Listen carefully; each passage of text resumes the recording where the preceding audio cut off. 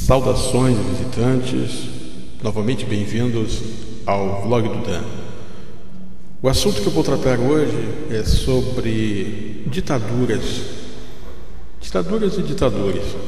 Tem uma coisa que me incomoda um pouco, que é o seguinte: se eu fosse um formando de psicologia, de psiquiatria ou coisa assim, eu acho que a minha tese seria o desejo humano de subserviência, que é só isso que explica uma ditadura. Você veja bem, o que é um ditador? Um ditador é aquele sujeito ali no poder, que ele está apavorado, louco de medo de todo mundo que o cerca, e está cercado de pessoas que são apavoradas pelo ditador. Na verdade, a única coisa que permite a existência de uma ditadura é a subserviência. Olha só, vou dar um exemplo prático aqui. Eu ia falar de Hitler, Mussolini, mas vamos pegar um exemplo mais recente. Lá na Coreia do Norte, aquele homem lá do cabelo de porco-espinho lá, morreu, né? O Kim Jong-il, né? Deixou o feudo dele, porque aquilo lá é um feudo, né? Uma coisa hereditária, vai passando de pai para filho, né? Deixou para o filho dele, aquele gordinho lá. Meu Deus do céu, alguém olha para a cara daquela criatura ali, quem é que tem medo daquilo ali? Por quê? Por que obedece? Desejo de subserviência. Bastaria que qualquer um daqueles homens em volta ali, um general, alguma coisa assim, o removesse do poder, ou que desse um tiro nele, ou jogasse ele lá da varanda lá, qualquer coisa. Mas não, todos têm medo dele. Quem é que tem medo daquilo ali? Por favor, alguém olha a cara daquele sujeito ali. Quem é que vai ter medo daquilo? Pois eles têm medo. O cara está lá, ele também certamente tem muito medo daquele pessoal que fica em volta, né?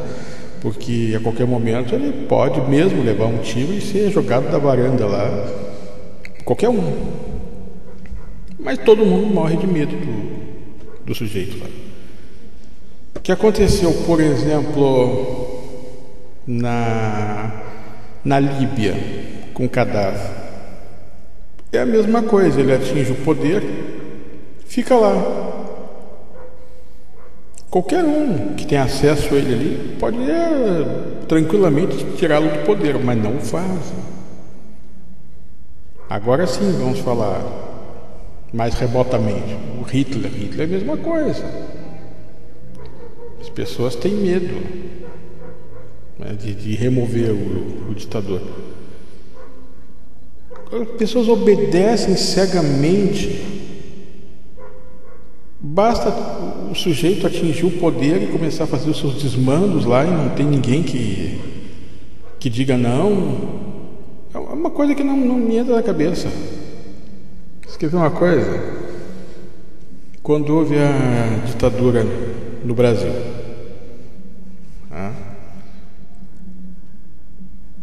até um determinado dia daquele mês, os soldados do exército, eles eram o quê? Garotos que estão lá fazendo seu serviço militar obrigatório, né? Jogando futebol no quartel, enfim. Aí, de um determinado dia em diante, o Brasil está sendo regido por uma ditadura militar, que simplesmente manda aqueles soldados agora vão para a rua para mandar tiro nas pessoas, para descer o cacetete lá nas manifestações. Alguns são escolhidos até para fazer torturas, e eles fazem. Você transforma os jovens em assassinos, mas assim, num estalar de dedos, e não tem ali alguém que tenha aquela consciência de dizer, não, eu não vou me prestar isso. Sabe? Talvez fosse só o que bastasse. Alguém se insurgiu contra aquilo, incentiva outros a se insurgirem também, mas enquanto ninguém tem essa iniciativa, fica todo mundo assustado. Olha, eu mesmo já disse o seguinte: que eu, pela formação militar, estou sujeito a determinadas regras, mas eu já deixei bem claro. Por exemplo, vamos dizer que por motivos ideológicos o governo daqui resolvesse fazer uma ação armada no Paraguai em retaliação à destituição do presidente Fernando Lugo e dissesse assim: olha, vamos bombardear a Assunção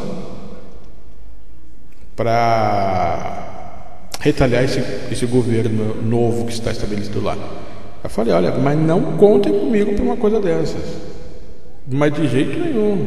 Mas eu sou bom de nação. Pois então me prenda. Aliás, depois é até bom que prenda, porque depois a gente já viu como é que é, né? Aí entra lá numa comissão qualquer lá de perseguidos políticos lá, ainda vou ganhar um dinheiro com isso, porque a ideia agora é essa, né? Você diz que foi perseguido por um governo qualquer, aí você já ganha alguma coisa. Mas aí, então eu já fico assim, fazendo a minha poupança para daqui a alguns anos, né? Por alguns anos, olha, durante aquele movimento lá de invasão ao Paraguai, eu me insurgi, fui perseguido pelo governo, enfim. Agora falando sério, por exemplo, Cuba, está lá o coma andante, está lá há 50 anos. Por que ninguém tira aquele homem do poder? Mas não tem um macho lá naquela ilha lá que diga agora chega. Aí eles passam a coisa na forma de dinastia, né? Porque, olha, a ilha, na verdade, ela pertence à família Castro, porque saiu um entra outro, né? A Coreia do Norte é a mesma coisa. Você viu que lá o porco espinho lá foi para o inferno, né? Deixou lá o seu rebento com aquela cara de demente, e está ele lá mandando no país.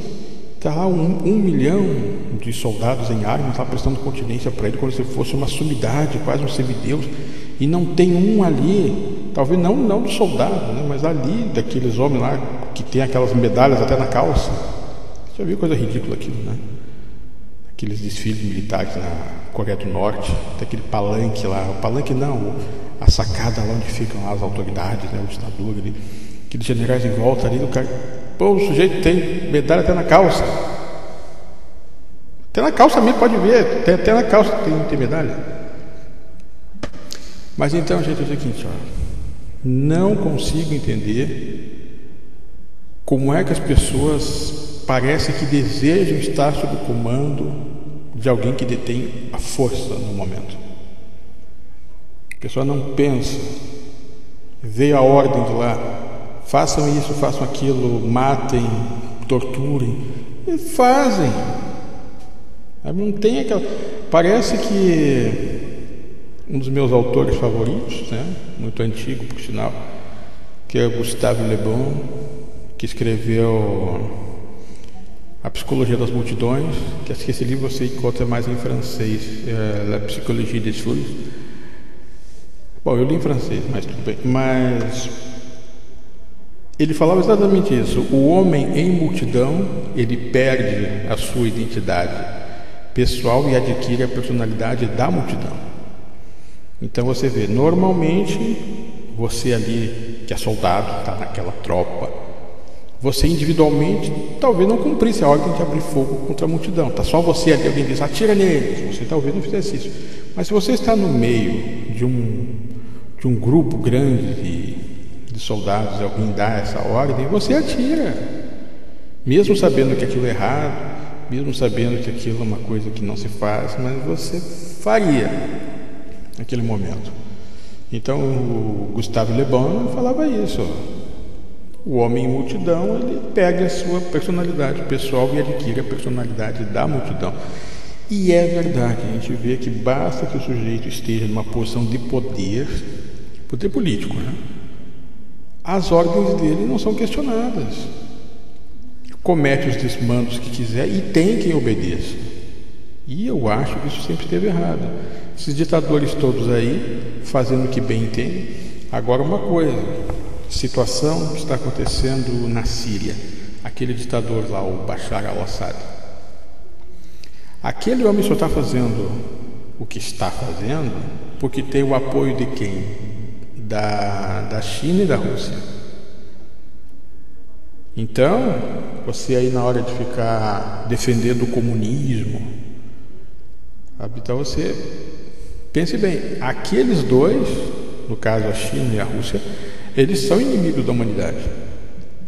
porque eles estão dando apoio para que um ditador sanguinário que está fazendo um genocídio contra a própria população continue encastelado no poder, e a ONU não pode fazer nada, porque esses dois países, a China e a Rússia, têm poder de voto e de veto no Conselho de Segurança. Portanto, eles dizem: não vão meter a mão com a Síria. Ou seja, vão deixar o homem fazer o que ele bem entender e ter o apoio lá da Rússia e da China, e não se sabe exatamente a custa de quê.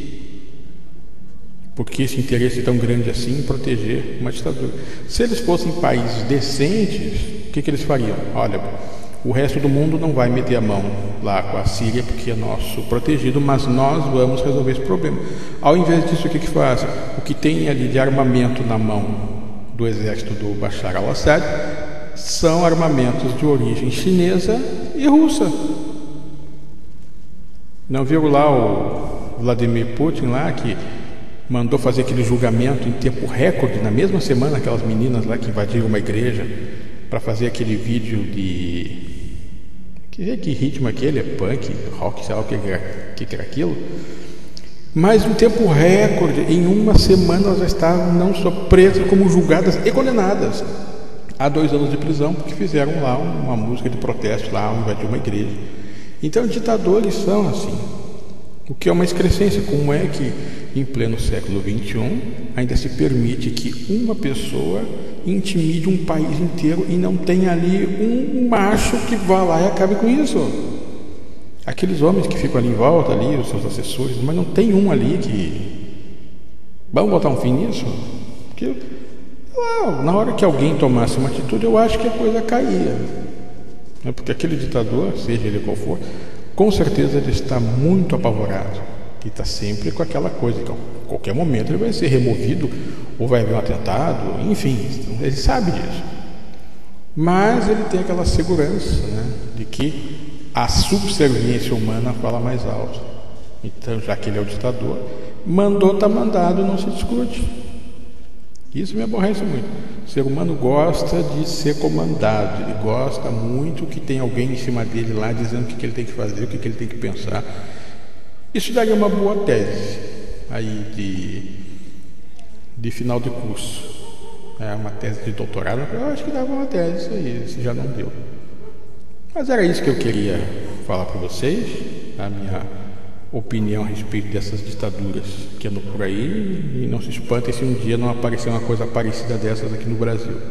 Que vocês estão achando que ditadura é só militar, mas não tem, civil também faz aí seus golpes, chamado golpe branco, subverte a Constituição.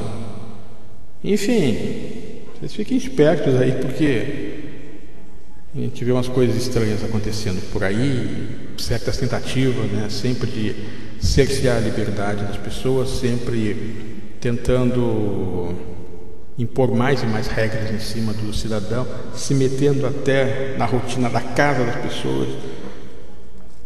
Cuidado, tudo bem. Bom, meus amigos, essa foi a minha opinião a respeito desse assunto. Muito obrigado pela sua atenção. Em breve teremos aí mais um vídeo aqui para o vlog do Dan. Eu sou o Daniel de Ávila, agradeço a sua visita e até a próxima.